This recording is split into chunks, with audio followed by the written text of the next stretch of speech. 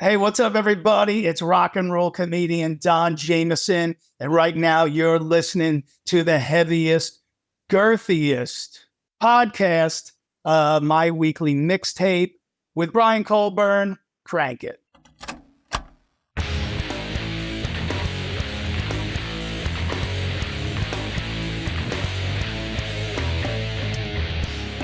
Welcome to My Weekly Mixtape, a podcast that takes the classic mixtape approach to building a modern playlist. I'm your host, Brian Colburn.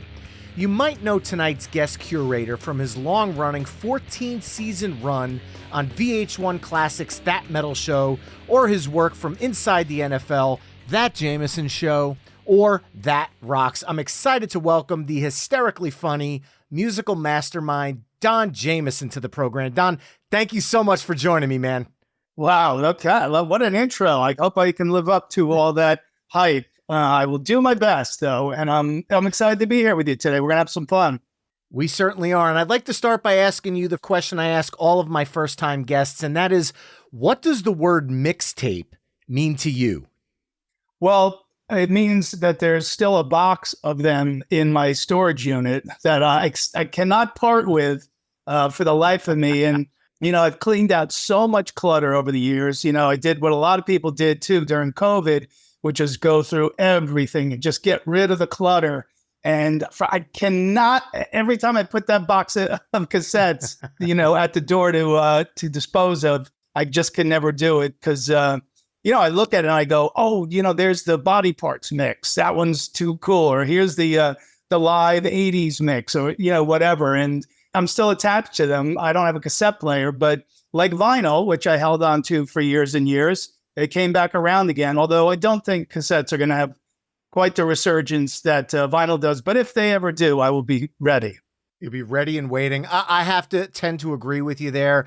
As much as I love cassettes, and hell, the name of my show is based upon it, there was something about the fidelity where at the time it was very portable and very useful, but the portability is now taken care of from streaming, and the listenability to me is the vinyl or CDs. Tonight, we're going to be talking 80s metal, which is kind of a loaded topic because the term, quote, 80s metal, unquote, covers a broad spectrum of music from thrash to glam to industrial and so much more. What were you looking for in the songs you're bringing to the table this evening? I thought of it in the sense of like, that was my real awakening with getting into heavy music. I was just a Kiss fan originally. Kiss, Kiss, Kiss, and more Kiss. And then as I expanded out, I started thinking if we're going to make a mixtape, I want to go back to, some of the early albums that really shaped, my musical fabric, or became a part of my musical fabric and became part of my musical DNA, and some of the albums that were super important to me as a young metalhead. So, between the two of us, I think we're going to be able to put together something that's, not only cool to listen to, but for me, it'll bring back a lot of specific memories about getting these records for the first time. Well, let's get down to business. Tonight, as I mentioned at the top of the show, Don and I will be curating the ultimate 80s metal mixtape, and we'll use the old cassette deck approach. Don, as my special guest, will begin side A with his first song choice, and then I'll add a song that I feel best follows up that choice. We'll then flip-flop choosing songs until we've mapped out 10 songs for side A. We'll then give our mixtape a proverbial flip, and we'll map out side B, only this time I'll kick things off with Don choosing second. Our overall goal for the episode is to craft the best 80s metal mixtape possible through only 20 songs. At the end of the show, you can take our conversation to the next level by visiting the episode page at myweeklymixtape.com to give our final mixtape a listen via the embedded playlist. And if you like what you're hearing on the show, you can help me out by either telling a friend, leaving the show a 5-star review wherever you're tuning in, or becoming a Patreon mixtaper at patreon.com/myweeklymixtape. There you can enjoy ad-free episodes of the show, become a future guest, and so much more. And a few of the Patreon mixtapers chimed in with songs they would use to kick off an 80s metal mixtape, and they did not disappoint. Tom Hutchinson chimed in with Judas Priest's Screaming for Vengeance and Iron Maiden's Wasted Years. Chad LaMassa chimed in with Metallica's Hit the Lights. David Owens chimed in with Striper's To Hell with the Devil. Seeker chimed in with Iron Maiden's Run to the Hills. Ben from the Too Vague podcast chimed in with Alda Nova's Fantasy. Philip Bergman chimed in with Ozzy Osbourne's Crazy Train. Sean Goff chimed in with Anthrax's Among the Living, while also bringing up the fact about how bummed he was that Persistence of Time came out in 1990, because he would have gone with Got the Time. Love that album. Yes, there's that 89-90 conundrum right there at play. And finally, Jennifer Fink chimed in with Nine Inch Nails' Head Like a Hole, Jane's Addiction's Mountain Song, and Slayer's Angel of Death. Once again, if you'd like to join the Patreon Mixtaper family and chime in for future episodes of the show, you could do so at patreon.com/myweeklymixtape. Hey, Pantheon listeners, Christian Swain here. Another day, another podcast I'm working on. This time, it's Famous and Gravy with Amit and Michael. I want to let you know that I loved the Factor Meals package so much that I re-upped for myself, and then I sent a package to my in-laws. Like I was with my first shipment from Factor Meals, the in-laws were as excited to try one of the prepared restaurant quality meals. Well, they got the shipment to Protein Plus meal plan and were very impressed. See, being in their 80s, anything to make the meal prep easy is a plus for them. They heated the oven per instructions, and minutes later were enjoying a very delicious, nutritious, and dietitian-approved meal. One big win for me. But what really floored them was the taste. Like I told you, it's surprising how good these meals taste. Restaurant quality indeed. And like my own shipment, it really was everything Factor Meals said it would be for some seniors. No prep, no mess meals. Factor Meals are 100% ready to heat and eat. Take it from me and my in-laws. Head to factormeals.com/Pantheon50 and use the code Pantheon50 to get 50% off. That's factormeals.com/Pantheon50 and use the code Pantheon50 to get 50% off. Thank you, Factor Meals. And Don, now that we got those picks from the Patreon mixtapers out of the way, I would like to officially press the record button on our mixtape and turn the mic over to you. What song are you choosing to kick things off tonight? Oof. Okay. Wow. So the first album besides Kiss that I ever heard was Iron Maiden Killers. That was where I came in with heavier music, with metal specifically. And I remember I was living with my aunt, uncle, spending the summer with them up in Yonkers, New York. And there was a record store down the street called Mad Platters. And I went in there and I'm just looking through the bins. And, because Kiss was and is such a visual thing, that's always been a part of what attracts me to this music is the visual. And when I saw Iron Maiden Killers, when I saw that cover, I said, I don't know what this sounds like. I never even heard it before, but I've got to buy it and I've got to listen to it. And when I put it on and I heard the Ides of March and the Wrathchild, forget it. All bets were off. So if we could throw something from the Killers album on here or the first Maiden, either or, because they're still two of my favorite Maiden albums, I think that would be a good start. You get to pick the song. So which one are you going to go with? Wow. I guess, because it's the first thing I heard, let's do Wrathchild. All right.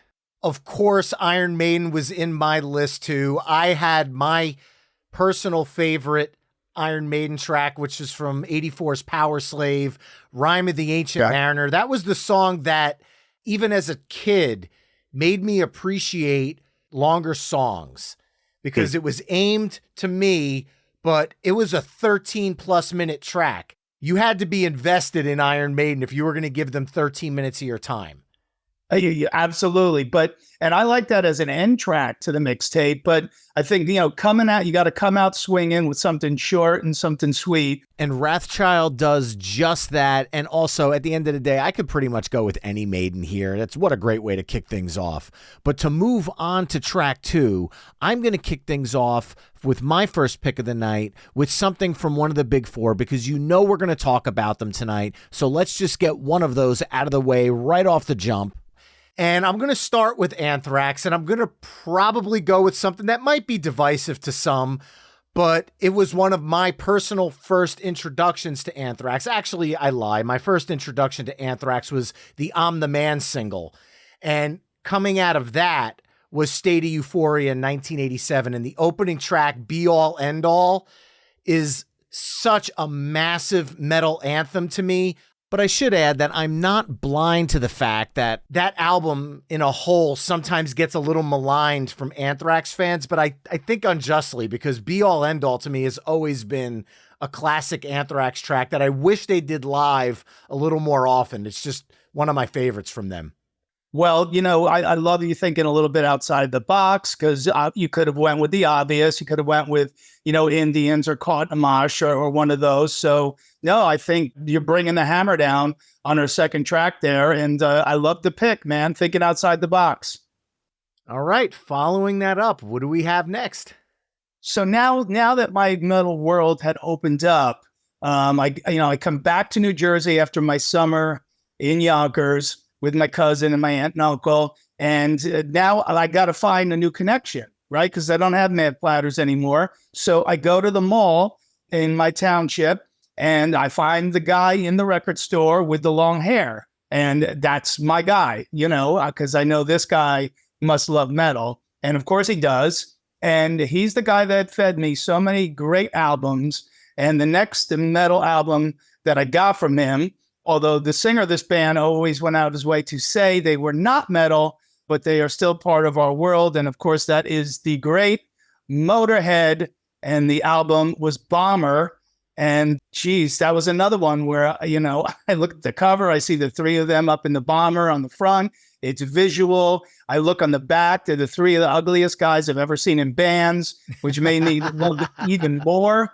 And again, it all came down to putting the needle into the grooves and cranking it up and hearing it and going, wow, I love this too. So here I am, new to the metal scene, and I'm 2 for 2 already. So let's go with, we'll go with Stone Dead Forever off of this one, I think. Ooh, nice pick. I had the title track to 1980's Ace of Spades, or the opening track to 1981's live album No Sleep Till Hammersmith, Ace of Spades, which I have a feeling we're going to talk about in a little bit here, but one of the greatest trios of all time. Lemmy, Fast Eddie Clarke, Phil Taylor. I mean, Motorhead is one of those bands that I kind of like what you said. They never quite said they were metal, because if somebody broke out some Motorhead at a punk concert, the place would lose their mind. Yeah. If somebody broke out Motorhead at a hard rock show, people would lose their minds. At a metal show. At the end of the day, I think it's just safe to say that Motorhead crossed genres. And I think that's what's so iconic about them, that they kind of played off of all different genres of music, and they did them so well that they kind of had their own name in and of itself, their own style. And, you're right about all that. And they were the greatest trio, not just once, but twice in their long career. So, just incredible stuff from those guys. And, obviously I got to know Lemmy, a little bit over the years from him coming on that metal show and seeing him, backstage at shows. And I was telling the story about buying Bomber for the first time, going out and cutting lawns when I was a teenager. And, then that's when you go to the mall with the money. And I had to trust this guy to point me in the right direction. I told him Bomber was, my first Motorhead album. And he wasn't a huge fan of that album. Really? He thought that, like, I think they sort of got caught up in like what Anthrax did going in the State of Euphoria. Like, the previous album was so big that they had to sort of, there's a lot of pressure to get another one out of the same quality as quickly as possible to capitalize. And he said, I think Bomber has a couple of clunkers on there. But, for me, sentimentally, it's always going to be up there in my list of favorites from Motorhead. So, those guys could almost do no wrong for me. But, so he specifically pointed out the one Fast Eddie Clarke sings on there. Wasn't one of his favorites, but... Well, I'm actually going to tap into that Fast Eddie Clarke for a second, because the next song I am going to go with is another Fast Eddie Clarke project, and it's one that I've been a fan of for so long. And being a punk fan as well, I love blowing Flogging Molly fans' minds when I tell them that Flogging Molly's lead singer was the lead singer of an 80s metal group called Fastway. And I'm going to go with the title track from their sophomore effort, 84's All Fired Up. As much as I love Say What You Will and the first album, I feel like going from Wrathchild to Be All End All to Stone Dead Forever, I feel like All Fired Up is a little bit more in line with the songs we've got so far. And look, I love Flogging Molly. I love Fastway. Dave Clark is one of the most diverse singers. To be able to go from that metal that he does to the stuff he does in punk, it literally sounds like two different people. And I love the fact that he was able to take his voice and so seamlessly adapt it to the music he was performing, be it the metal stuff with Fastway into the Irish punk stuff that he did with Flogging Molly. It's something I've always respected about him. But with that said, Flogging Molly's still out there kicking ass and taking names and putting out new music, so I love that fact. Rest in peace to Fast Eddie Clark, such a hell of a player. So yeah, All Fired Up from Fastway to follow up Motorhead. I love that pick. All Fired Up is, I just found the great original copy of that on vinyl over the last few months. I was so excited because it really is a good album. It's a great follow-up to the first album. It didn't really go anywhere commercially, but no. I remember seeing Fastway opening for AC/DC. AC/DC was on the Flick of the Switch tour. For the three people who remember that album. And of course, that album, by the way, I mean, I'm sure your listeners all know the album, but boy, that album should have been so much bigger. But anyway, Fastway and AC/DC on that tour together was pretty awesome. And yes, rest in peace, Fast Eddie. Yeah, and being you mentioned it, how the hell was Rising Power not a massive hit for them? It blows my mind. Guns for Hire, come on. That album is easily one of their most underrated efforts across their entire catalog. I would argue it's the third best from the Brian Johnson era. All right, we're pivoting here. I have to go down a rabbit hole for a second. What's your 1 and 2 then? Back in Black and For Those About to Rock. And without the anthemic For Those About to Rock, if there was just another just regular song on there, Flick of the Switch would easily be number 2. But the power of For Those About to Rock, it just edges it out a little bit. But that's how much I love Flick of the Switch. I think it was the front cover. It was such a terrible cover. And definitely the music made up for it, though. Yeah. So following up Fastway, what do we got next for track 5? So the next album I remember my long-haired friend at the record store turning me onto was 1981's Hard and Heavy from Anvil, their first album. And that was another one where I never heard of these guys, and these Southern, they're from Canada. Okay, here we go. We're going global now. We got Kiss from America, who I loved, and Motorhead from England, and Iron Maiden from England, and now Anvil from Canada. And that was, went home, put it on, and I was like, boy, I'm giddy. Like this guy's really got a great pulse on everything that I like, and so, I toured with those guys in 2019, opening up for them. And boy, I got to tell you, man, that was so much fun. For people who have seen the documentary, that was my life every night on tour for a month, because that is those guys in a nutshell. Like we'd be backstage hanging and Rob and Lips would be going at it. And I go, I'm literally like living their documentary right now. And they were awesome guys to tour with. So shout out to those guys. And what are we going to do off of this one? Let's do, we'll stick up for the opening track, School of Love. After watching that documentary, I don't think people realize how influential Anvil was on metal. And I'm thankful for that documentary because it really brought their name back into the dialogue of metal music. I feel like they just got forgotten. They were just this lost band, and musically they did so much to kind of pave the way. I don't think you get bands like Metallica, Megadeth, Slayer, the Big Four without Anvil kickstarting that. Yeah, and those bands will tell you that too. So, it was for them, obviously, a great resurgence. They had never stopped. They would continue to put out albums, but they were working day jobs, as you saw in the doc and everything. And, I defy anybody to watch that and have a dry eye at the end of it when they walk out on stage in Japan and the place is packed at whatever it was, 11 in the morning. And, the thing that I took from them, all the ups and downs over the years, they were then and still are so grateful that they're able to go out and do this. And whether there's 100 people in the crowd or 1,000 people, like Lip said in the doc, it doesn't matter to them. They came to see a show in Anvil. Every night I was on tour, them gave 100%. So I'd love to include them on this mixtape. Well, following up Anvil, I'm going to go with one of the bands I just mentioned. Let's bring Megadeth into the discussion. I'm going to show a little bass player bias here, but the opening of Peace Sells and Dave Ellefson's bass just hits. That was one of those bass lines that immediately made my ears perk up and like, whoa, I got to pay attention to this. What the hell's happening here? Because this bass is driving a metal song. And to me, that was kind of uncharted territory, at least for me at that age. Now, if you grew up in the mid to late 80s and early 90s, if you don't know the song and you watched MTV News, you know it very much from the MTV News. You hear it, doom, doom, doom, doom, doom, doom, doom, first.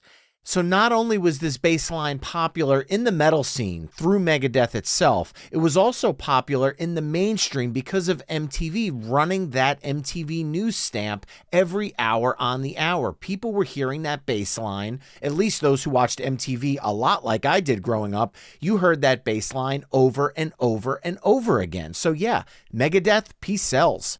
I love it. You're right. I mean, I can't think of another bass line that's really became that iconic that almost that bass line became a household name, for lack of a better term. So yeah, great choice there. And those guys still, even though it's long been just Dave Mustaine and friends, he's kept this legacy alive all these years. But he would certainly never be able to perform again if he didn't play that song live. So.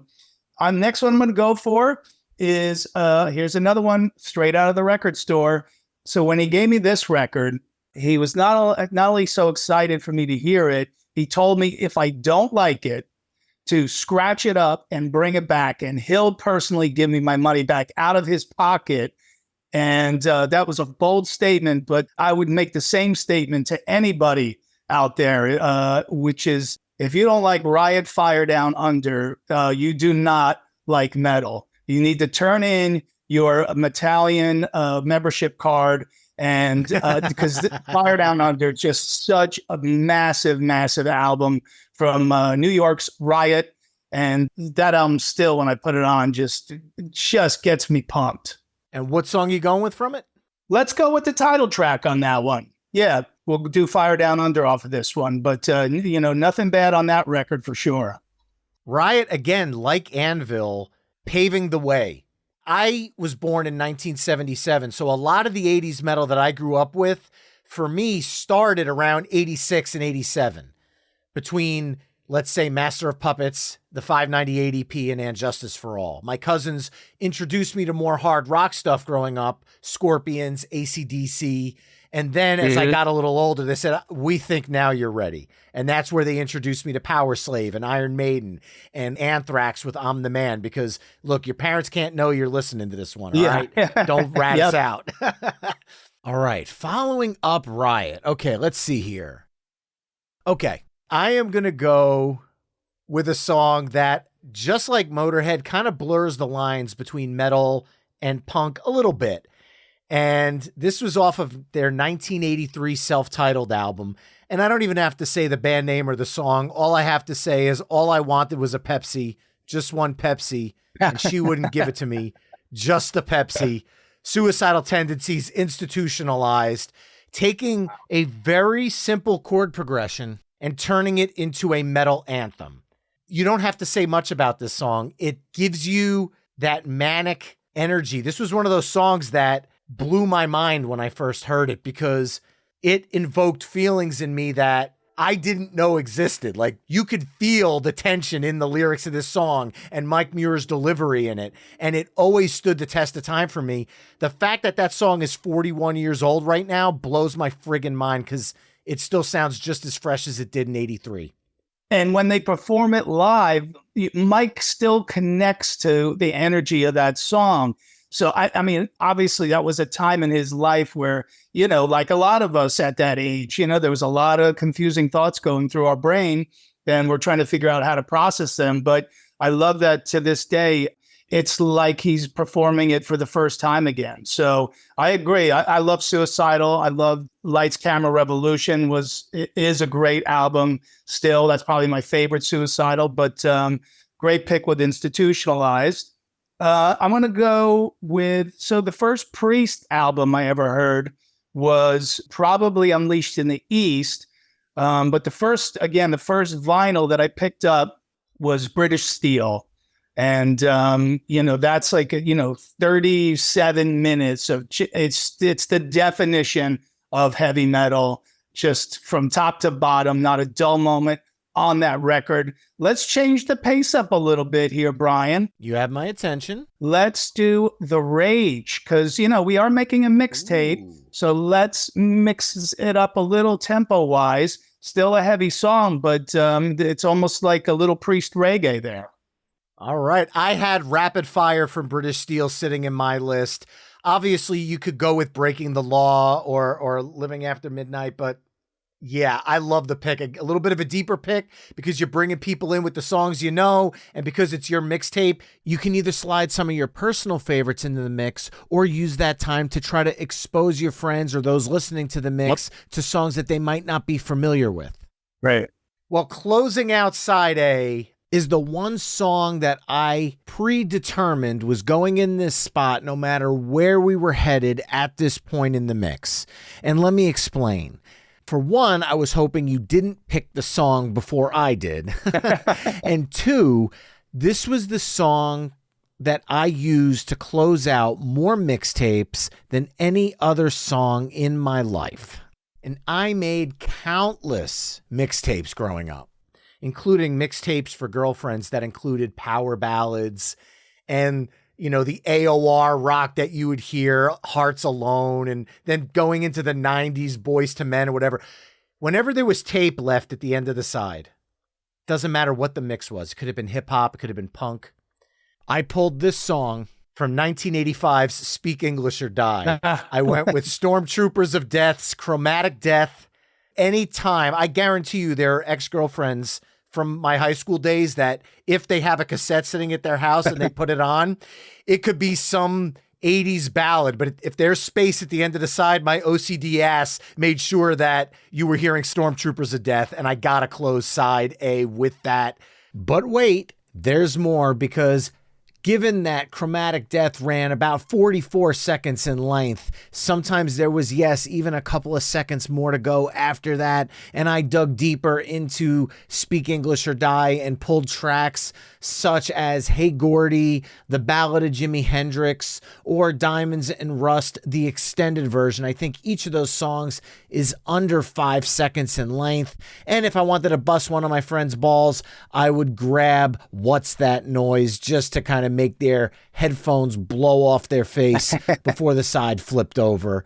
Anyway, just as an homage to my mixtaping youth. Oh, I love it, man. Yeah, very good, strong way to close out the mixtape side A. And I agree with you. Like, if there was any time left on the end, I would find some little snippet to put on there. You couldn't have any wasted tape back then. So I love that you did that. There you have it, folks. Side A of our ultimate 80s metal mixtape, which kicked off with Iron Maiden's Wrathchild, Anthrax, Be All End All, Motorhead, Stone Dead Forever, Fastway, All Fired Up, Anvil, School of Love, Megadeth, Peace Sells, Riot, Fire Down Under, Suicidal Tendencies, Institutionalized, Judas Priest's The Rage, and Stormtroopers of Death, Chromatic Death. Head over to myweeklymixtape.com to hear all the songs we've discussed in this mix through the playlist embedded on the episode page.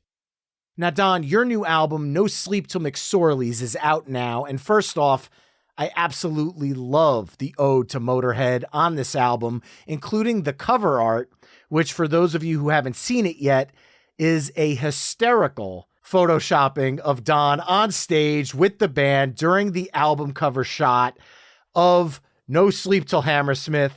You went as far as extending that attention to detail to the back cover and recreating the photo montage. Look, man, there's a lot of copyright stuff happening here. How did you make this happen? Yeah, well, don't forget about that. I used the logo as well for my name. Of course, the font, yeah. Well, the place McSorley's that I recorded it is the oldest pub in New York City. And I've been going there for decades. It's just a place where you go with your friends and you sit and you drink McSorley's ale and you solve all the world's problems.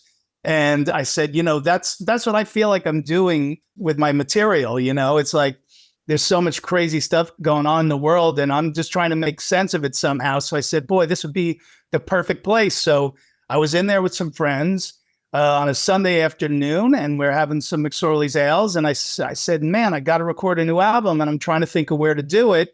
And it just became obvious to me I should do it right here.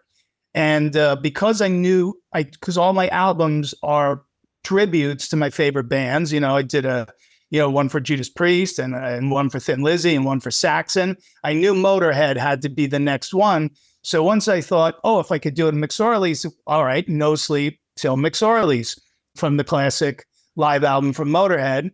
I asked the owner if I could do my album there. And she said, well, we've never done a show here before. And I go, that's all right. I got my crew with me, hanging with me now. We could build a stage. We could bring a PA system in. I said, how much would it be to rent the place out? She said, how long you been coming here? I said, 30 years. She said, you paid enough. So once I had the location, once I had the name, then I had to get to work with my friends in the Motorhead camp. So I emailed Todd Singerman, their manager, who's a friend and a great, great fellow. And I asked him, hey, could I use the Motorhead font? Because I'm going to do No Sleep Till McSorley's for my next comedy album. And he wrote back, whatever you want. So I said, okay. I had a couple more McSorley's ales. And I wrote back, okay, how about the original artwork from No Sleep Till Hammersmith? And he wrote back, no problem. I'll get it to you.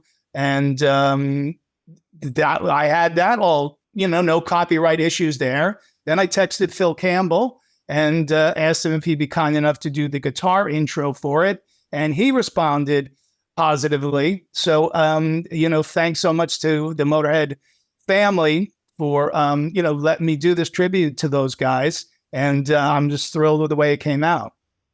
I had a chance to hear the album today before we started recording, and it is absolutely hysterical. Now, McSorley's isn't a comedy venue. Like you said, it's an old Irish saloon in New York City, the oldest Irish saloon in New York City. It's been there since 1854. And this is a venue that one doesn't think, here's a place for comedy, because this is an old school, sit down wherever you can find space, sit down with some strangers. Mm-hmm. You might be drinking with somebody from across the country, from across the world.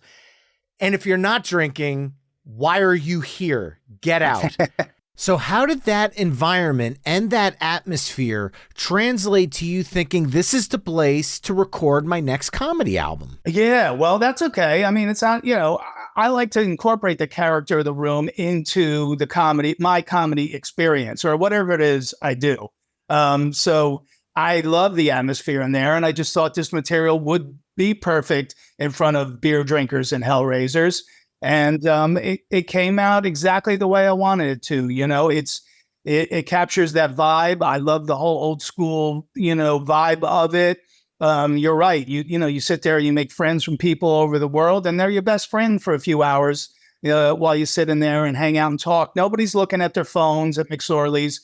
Everybody's having a good time. Everybody's talking. People are singing. I mean, it's a really fun vibe in there. And yeah, that's why I picked it. I just wanted to capture the essence of what was going on in there. And that you did. Hopefully nobody was kicked out during your set. Everyone kept drinking steadily. Yes, everybody had a reasonable amount of McSorley's ale. But we overdid it afterwards. But during the show, we were very well behaved and we got what we needed done there. We were there to do a job and we got it done. Awesome. Well, two of my personal favorite forms of entertainment are music and comedy. And one thing I love about your stand-up bits is you incorporate music discussion into your stand-up bits. So I've always wondered, have you ever had an artist or a band call you out in either a good or bad way based on one of your comedy routines? No, I mean, because, I know a lot of these people, and, you only make fun of the people that you love, right? I mean, I'm from Jersey. That's how we show affection, by breaking balls. Same So here. it all comes from a place of love, and especially on this album, because, I sort of go through the whole litany of, phony Hollywood, phony politicians, all the craziness that we see on the news every day. And then to wrap things up at the end, to have the, quote unquote, happy ending, it comes down to music. And the whole last part of the album is music is the healer. Music is the uniter. Forget, all these phonies, who phony politicians, phony Hollywood. No, music is the thing that we all look to, that bonds us. And I love that I love the album ends that way, because it leaves you with a good, positive feeling at the end. Certainly, especially if you're Kelly Clarkson. Listen to the album.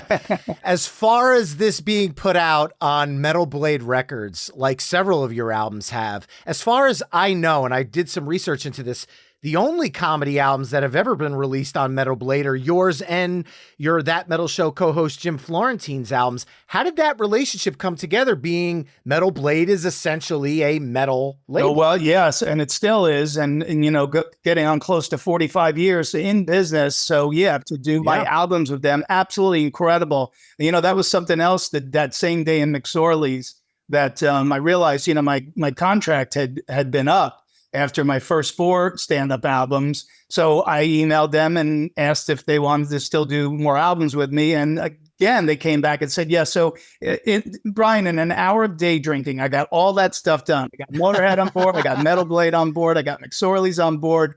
So it was a very productive hour of drinking for me.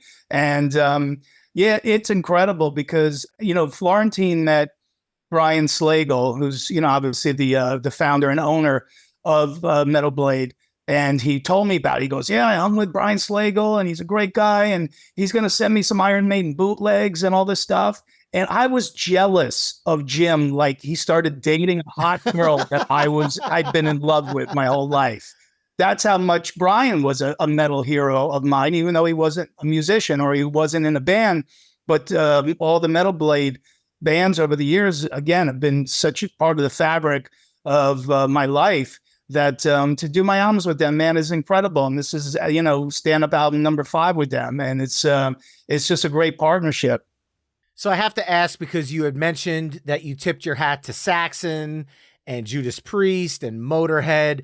I could totally see you holding your hand up and tipping your hat on Don Jamieson's Among the Laughter, playing on Anthrax's Among the Living. Do you have any other albums on your short list that maybe you're looking to pay homage to down the road? I think I got to do, I think the next one has to be an Alice Cooper one. So if you want to work on a few titles for me, I'd appreciate it. I love that people all the time send me, or tell me in interviews, they give me ideas for albums, and you egg me on, and then I keep making these albums whether people want to hear them or not, just so I can do tributes to all my favorite bands.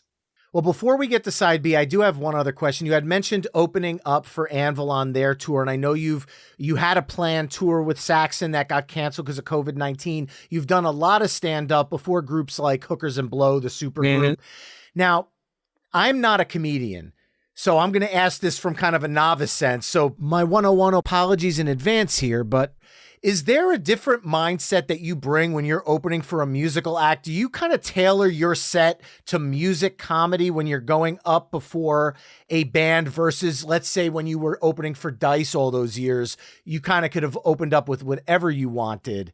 But in this instance, when you're opening for a band, do you feel like you have to tailor the set towards music? Well, for someone who's not a comic, you really kind of hit the nail on the head in terms of, yes, going in front of a rock band, you've got to bring an opening band energy to what you're doing comedically. So that's really what I try to do when I go out. I make all the material just about music, bands, musicians. I keep it all in the family, so it doesn't seem so weird.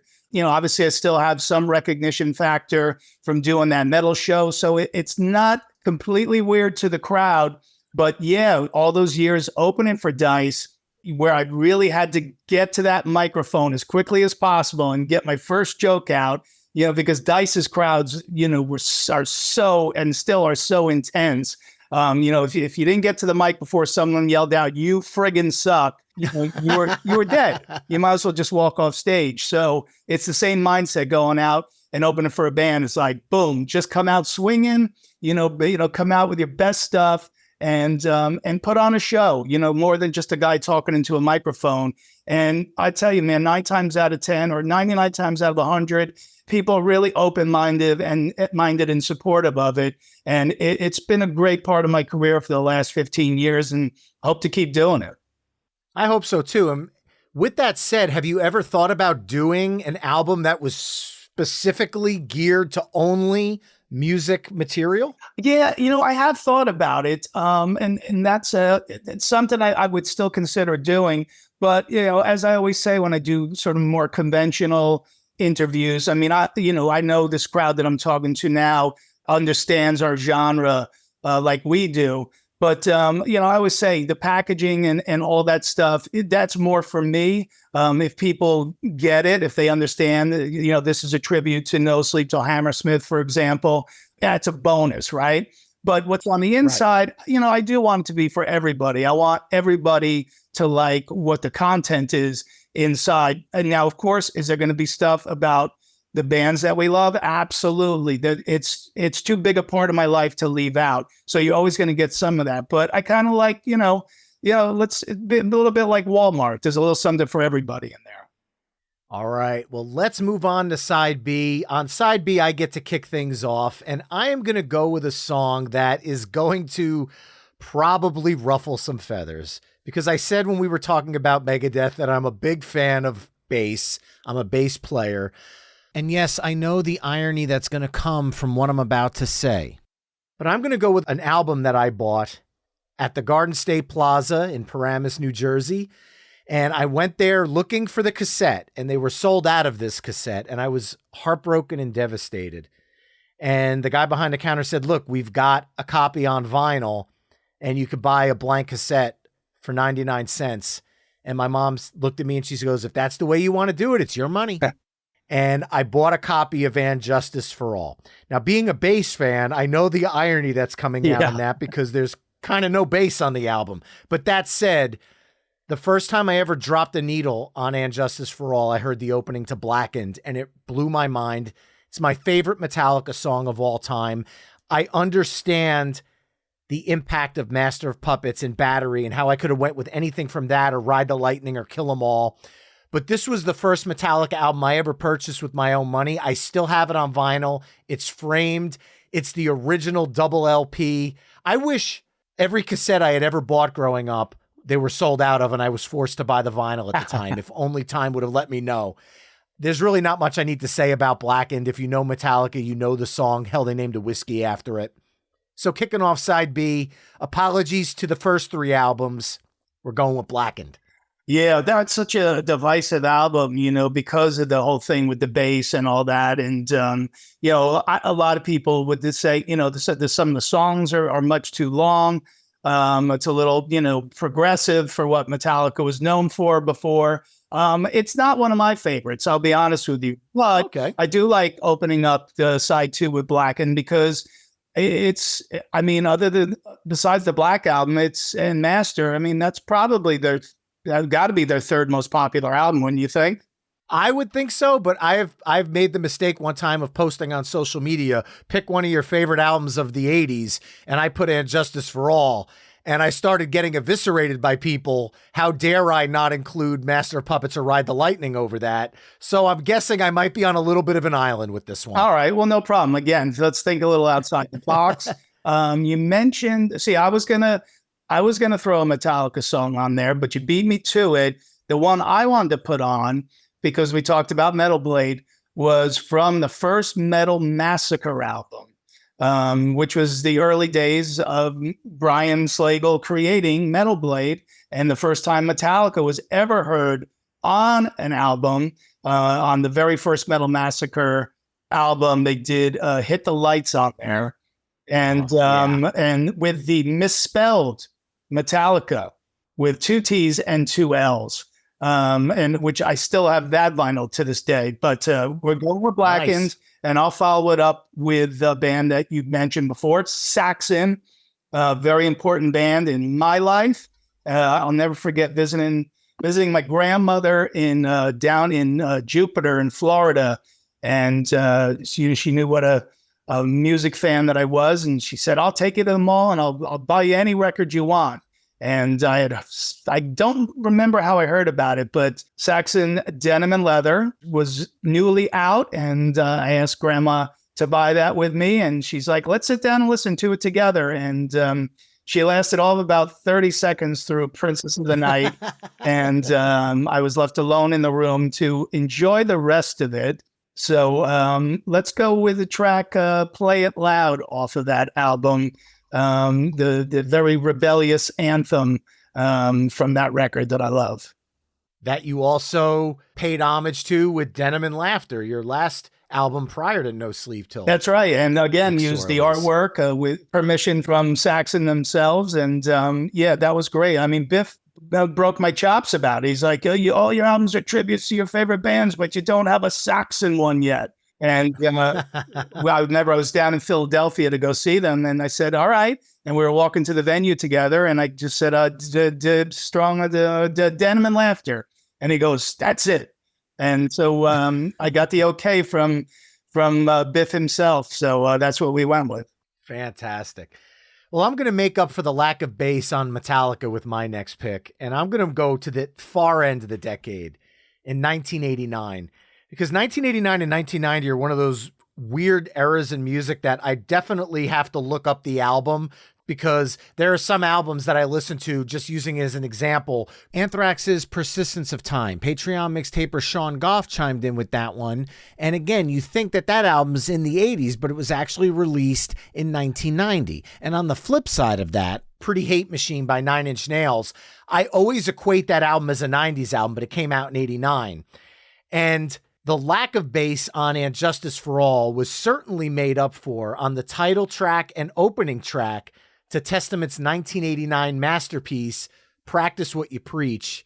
Greg Christensen's bass is so friggin' beefy in that mix. That album sounds like it's got just as much heft as it was released in 2024. Mm-hmm.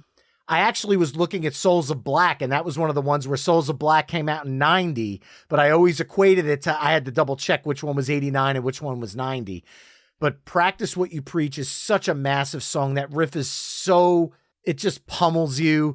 And Testament's one of those bands that when I think about the big four, I always wonder, like, God, they really, I mean, big five, they're so iconic as far as I'm concerned, and they did so much for thrash. I feel like they have to have a place here tonight. Absolutely. So I'll follow that one up with something that's not thrash, but an album that the title track is very fast. And I think it'll be an appropriate next track, but the band Crocus and the album Headhunter, my God, what a beast that album is. And that title track just out of the gate, you could, along with early Saxon, some of these bands, they really did toy with being early thrash, as fast as they played. And Andal, who we talked about earlier, is in that group as well. But this Crocus, that album is their masterpiece. I got to see them probably about 5 years ago on the Monsters of Rock cruise, and they were absolutely crushing. And I got to have a few adult beverages with Mark Storace afterwards. And, what a terrific guy, and was still, just singing as well as ever. So I know they retired, which means they'll be back soon. So let's put Crocus on Headhunter, the title track. I love that you went with the album opener. If I'm a sucker for album openers, I talk about it all the time on the show, but this album entirely is just fantastic. Screaming in the Night, Eat the Rich, Ready to Burn. I could have went with any pick, but I love the fact that you went with Headhunter. And I'm going to follow that up with another opening track. And this is going to be another one that, again, might be a little divisive. I might piss some people off, but I don't know, at me about it, I guess. because I still think it's a great song. And while I could have went with something off of Operation Mindcrime, there's something about 1986's Rage for Order that just hits the sweet spot for me with Queensryche. And I'm going to go with the opening track, Walk in the Shadows. It's a little progressive. It's got a little bit of that glam feel to it. And I know that's where the divisive part of Queensryche comes into play, because they were changing their sound between the 83 EP and 84's The Warning to where you get to Operation Mindcrime and Empire. But I feel like Walk in the Shadows fits perfectly with the vibe we're going for in this mix. It's got a little bit of the glam, but a little bit of the progressive nature. And between Jeff Tate's ridiculous vocals and Chris DeGarmo's and Michael Wilton's guitars, I mean, dude, this song just hits on all cylinders. Yeah, it's just incredible. I love that song. That's a great pick there. Cool. So, wow. All right. I'm gonna change gears a little bit. I'm gonna throw in one that you might not be expecting, because you did talk, a little bit on the glam side, just a little hints of it. And a band that obviously started as a glam band, full on first album, very much a glam band, but then they went kind of metal on their second album, and that's Motley Crue, Shout at the Devil, which is a very metal album. And I remember, me and my friends at high school were so confused, because we started, we loved the first record so much, Too Fast for Love, and we started glamming up the way we dressed for Motley. And then here they come back with pentagrams and, more of an edge to their sound. And probably still to this day, my favorite Motley album. And let's keep the heaviness rolling with the song Bastards. Bastards. All right. I love it. A Mick Mars masterclass. Yes. In riffs. I mean, that's something that I think everybody always, when they talk about Motley Crue, it's Tommy Lee, it's Vince Neil. I feel like Mick Mars is the lifeblood of Motley Crue. The guitar riffs are so iconic. I had Wild Side in my list. That was a song that when I played football in high school and college was my workout anthem. I still love it. But Bastards, what a great pick. Shout at the Devil is my favorite all-time Motley Crue record. Yeah. It was just so massive and genre defining. So yeah, MTV, love that pick. With the videos and all that, everything just came together for Motley right at that time. And then of course, tragedy struck not too long after that, but yeah, that one put them on the map for sure, and made them huge. And I agree with Mick. It was funny when he came and did that metal show. We were all so excited because no one ever heard from Mick over all those years. And I said to him, do you just not like doing publicity? He goes, I love doing interviews. He goes, but I'm in a band with 3 other guys who love doing them more than I do.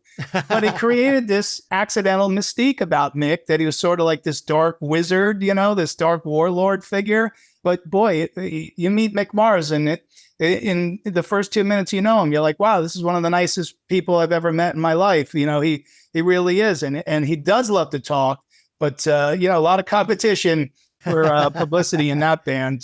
But yeah, it all worked out, and Mick's still doing it, which I'm so happy about. God bless him, man. Mick, I don't know how much longer we have with him, but he's going to die with his boots on, like Lemmy did, still making music and, putting out great stuff. So yeah, Motley Crue, there you go. One of the best. I love his guitar work. It's unbelievable. And I think I'm going to tap into the Mick Mars conversation here and go with another riff that this one, again, like Motley Crue, might blur the line a little bit. Is it more hard rock? Is it metal? The only thing maybe because James Hetfield is singing uncredited background vocals on the track, maybe that's going to give it a little bit of an edge into the metal genre, but I'm going to go to 1988 and the self-titled Danzig album and my favorite ever Danzig song, Twist of Cain. Oh. John Christ's riff is just friggin' perfect.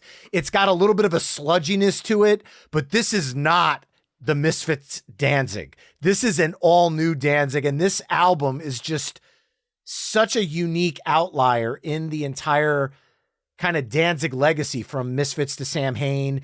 And It might not be metal per se, but I feel like it's got the metal spirit all throughout the record. Yeah. Oh, good. I love the variety on this record. Really is so many cool different flavors and tempos this really demonstrates the scene that we love so much, which is how diverse it is, and how much the more you kind of broaden the boundaries of what you listen to, the cooler it's going to be. So I love that pick as well. What do I got left? Am I closing out side 2 now? You have 2 songs left and I have 1. So okay. So all right. So we went a little more in the rock vein. So I'd like to put on an album that is very underrated. We talked about the album earlier, Flick of the Switch from AC/DC. This is this band's most underrated album. They're not metal, but there are some heavy songs on this album, and it's Aerosmith, Night in the Ruts.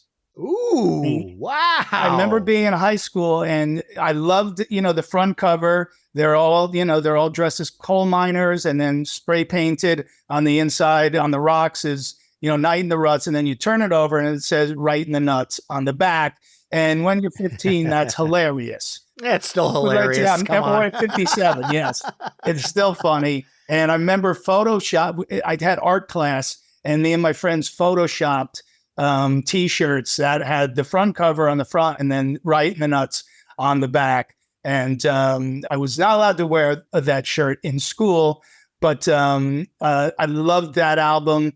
It was at a weird time in their career. There's like 3 or maybe even 4 cover songs on that album. Yep. But, that album still kicks ass.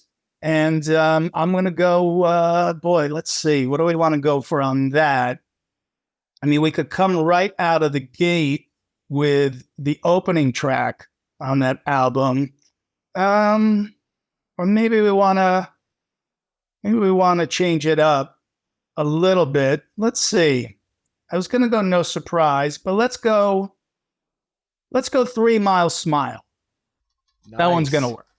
I love the fact that we snuck a little Aerosmith into that mix, because my wife has, that's been her bucket list for 25 years. And we had tickets to the Prudential Center this past December. And I got tickets to bring her and my girls to see the Aerosmith, to check it off her bucket list. And then it got postponed. So this December, we're doing it. It's the gift that keeps on giving. 2 Christmases in a row I get taken care of here. Coming out of Aerosmith, there's a little bit of an OCD in me, and it's going to really show here. I've mentioned 3 of the big 4, and we can't not talk Slayer. So let's go all 4 of the big 4. I'm going with Slayer and Raining Blood.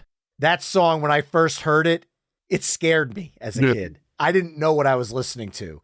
My cousin pulls me aside and says to me, let me play you something. When he played the opening to Raining Blood, that introduced me to the angriest of metal, the thrashiest of metal. And I went on to just fall in love with the group. And Seasons in the Abyss was my first ever Slayer album that I bought with my own money, but I would have never bought it if it wasn't for Raining Blood. So, and then obviously all my video game friends know it from Guitar Hero as well, so they get a kick out of it as well. But Raining Blood, you can't not have it on an 80s metal mix. For sure. And, as I predicted, Slayer back in action after saying they will never play together again. But, I always say the same thing with these artists. It's like, you can announce all the farewell tours you want. I'll still be there when you come back, because I know they always think it's over, but it never really is. And guess what? If there's a demand for it and they can still play at a high level, there's no reason not to do it. So, and I'm psyched because, what I'm hearing from Kerry King's new solo stuff sounds great. Oh my God, it's great. Yeah, what a band he put together. And we still have Slayer. So it's a win-win for me. All right, I got to close out strong here. And take us home. Man, it was tough between this artist's first 2 albums, because they were back to back pretty quickly within, I think, 8 or 9 months of each other. But I think I'm going to go with the closing track from the Diary of a Madman album. And Ozzy Osbourne, back from the dead, unceremoniously kicked out of Sabbath. Ronnie Deal comes in, and man, obviously I could have picked anything off of Heaven and Hell.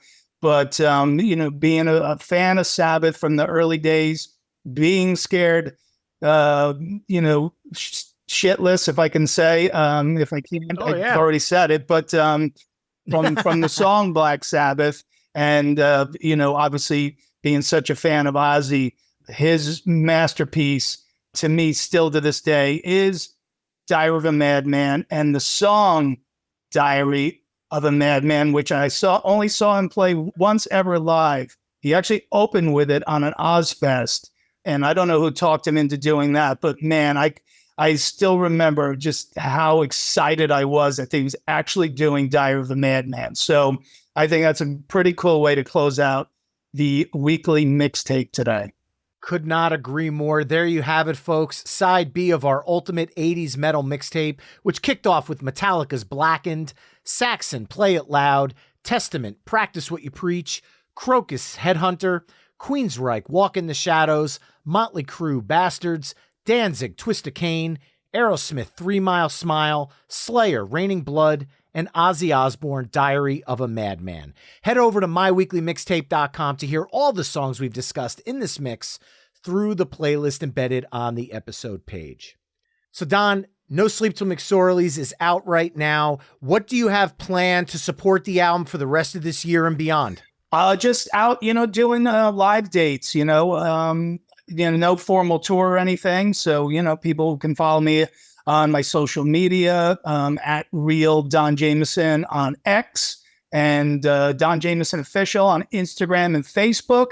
And I don't know if I'm allowed to say anything, but coming soon to a very popular podcast network that you might actually be a part of. So I might be familiar with that network. Yeah, yes. So hopefully, if all goes well, I will be coming over and being a part of the Pantheon podcast family, and I could not be more excited about that. So hopefully you'll be seeing more of me or hearing more of me right here. Well, this has been an absolute pleasure, man. Thank you so much for coming on and having this conversation with me. It's been an absolute blast. Dude, thank you so much. That was such a fun and creative thing to do, and really appreciate the support and the good words. So let's do it again sometime. And remember, mixtapers, you can find My Weekly Mixtape on almost all the social media haunts at My Weekly Mixtape. You can also head to myweeklymixtape.com to check out the full catalog of My Weekly Mixtape episodes. And finally, if you like what you're hearing on the show, you can help me out by either telling a friend, leaving the show a 5-star review wherever you're tuning in, or becoming a Patreon mixtaper at patreon.com/My Weekly Mixtape. There you can enjoy ad-free episodes of the show, become a future guest, and so much more. That's all for this week. Thanks again for listening, and until next time, enjoy the tunes.